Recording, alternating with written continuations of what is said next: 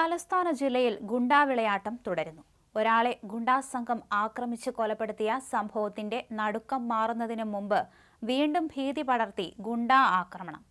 ഭീകരാന്തരീക്ഷം സൃഷ്ടിച്ച് മൂന്നംഗ ലഹരി സംഘം അഴിഞ്ഞാടിയത് വെള്ളറടയിലാണ്.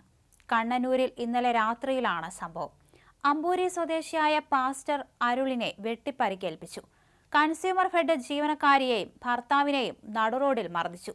ഒരു വീടിന്റെ ജനൽ ചില്ലുകൾ തകർക്കുകയും ഇരുചക്രവാഹനങ്ങൾ മറിച്ചിടുകയും ചെയ്തു.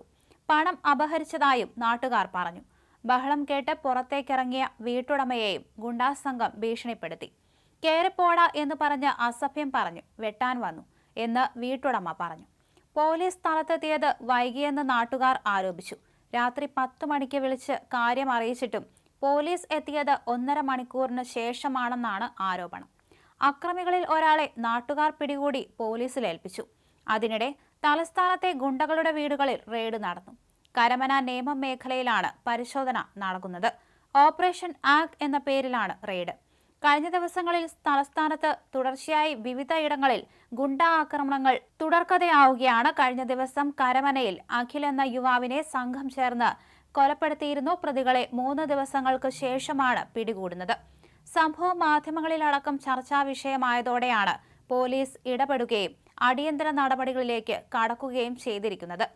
വെള്ളറടയിൽ വീണ്ടും ലഹരി മാഫിയയുടെ ആക്രമണം ഉണ്ടായതോടെയാണ് പോലീസ് ഇടപെടലുണ്ടായത്. സിറ്റി പോലീസ് കമ്മീഷണറുടെയും റൂറൽ SP-യുടെയും നിർദ്ദേശപ്രകാരമാണ് ഇപ്പോൾ ഗുണ്ടാ ലിസ്റ്റിൽപ്പെട്ട കുറ്റവാളികളുടെ വീടുകളിൽ റെയ്ഡ് നടത്താനുള്ള തീരുമാനം.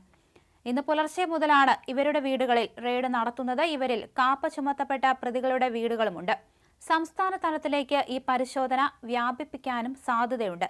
സംസ്ഥാനത്ത് 1880 ഗുണ്ടകൾ വിലസുന്നുണ്ടെന്നും ഇവരെ ഉടൻ പിടികൂടണമെന്നും വോട്ടെടുപ്പിന് തൊട്ടു മുൻപ് സംസ്ഥാന പോലീസ് മേധാവി ക്രമസമാധാന ചുമതലയുള്ള ADGP-ക്കും റേഞ്ച് IG-മാർക്കും ജില്ലാ പോലീസ് മേധാവികൾക്കും നിർദ്ദേശം നൽകിയിരുന്നു. വിവരം തെരഞ്ഞെടുപ്പ് കമ്മീഷനും കൈമാറി. ഇതിൽ കൊലക്കേസ് പ്രതികൾ മുതൽ മണ്ണുമാഫിയ സംഘാംഗം വരെ പെടും. എന്നാൽ കേരള പോലീസ് ആകെ പിടികൂടിയത് 107 ക്രിമിനലുകളെ മാത്രം. ഇവരുടെ ജാമ്യം റദ്ദാക്കി അറസ്റ്റ് ചെയ്യാൻ വിവിധ കോടതികൾ ഉത്തരവിട്ടതുകൊണ്ടാണ് നടപടിയുണ്ടായത്. ബാക്കി 1773 ഗുണ്ടകൾ പുറത്തു തന്നെ. മറ്റു പല ഗുണ്ടകളെയും പോലീസ് സ്റ്റേഷനിൽ വിളിപ്പിച്ച് രജിസ്റ്ററിൽ ഒപ്പ് രേഖപ്പെടുത്തി തിരികെ വിടുന്ന സ്ഥിതിയാണ്. ജയിലിൽ നിന്ന് ജാമ്യത്തിൽ പുറത്തിറങ്ങുന്ന ഗുണ്ടകളെ പോലീസ് നിരീക്ഷിക്കുന്നില്ലെന്നും ആരോപണമുണ്ട്. കേരളത്തിലും ബംഗളൂരുവിലുമായി 40 ഗുണ്ടാ സംഘങ്ങൾ പ്രവർത്തിക്കുന്നതായി പോലീസ് കണ്ടെത്തിയിട്ടുണ്ട്. ഇതിൽ 470 പേർ സജീവമാണ്. അടുത്തിടെ ഈ സംഘത്തിലെ 4 പേർ കർണാടക പോലീസിന്റെ പിടിയിലായപ്പോഴാണ് ഇക്കാര്യം കേരള പോലീസും അറിയുന്നത്. ലഹരി കച്ചവടത്തിന്റെ മൊത്ത കച്ചവടക്കാരാണ് ഇവർ. ബംഗളൂരുവിൽ നിന്ന് വൻതോതിൽ ലഹരി പദാർത്ഥങ്ങൾ എത്തിച്ച് കേരളത്തിൽ വിതരണം ചെയ്ത് ലക്ഷങ്ങൾ ഇവർ സമ്പാദിക്കുന്നെന്നാണ് വിവരം. ഇവരെ അമർച്ച ചെയ്യാൻ കേരള കർണാടക പോലീസിന്റെ സംയുക്ത ഓപ്പറേഷൻ ആലോചിക്കുന്നതായി ഉന്നത ഉദ്യോഗസ്ഥൻ പറഞ്ഞു.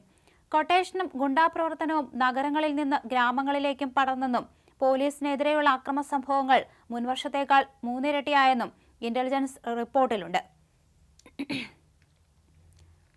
നിരവധി ഗുണ്ടാപ്രവർത്തനങ്ങൾ തലസ്ഥാനത്തടക്കം നടത്തിയിട്ടും ഇതിൽ പകുതി പേരെ പോലും പിടികൂടാവുന്ന ഒരു നടപടിയായിരുന്നില്ല സ്വീകരിച്ചതും. അതുകൊണ്ട് തന്നെ പോലീസിനെതിരെ കടുത്ത അമർഷം പുകഞ്ഞിരുന്നു. ഇതിനോടൊപ്പമാണ് ഇന്ന് റെയ്ഡ് നടത്തിയിരിക്കുന്നത്.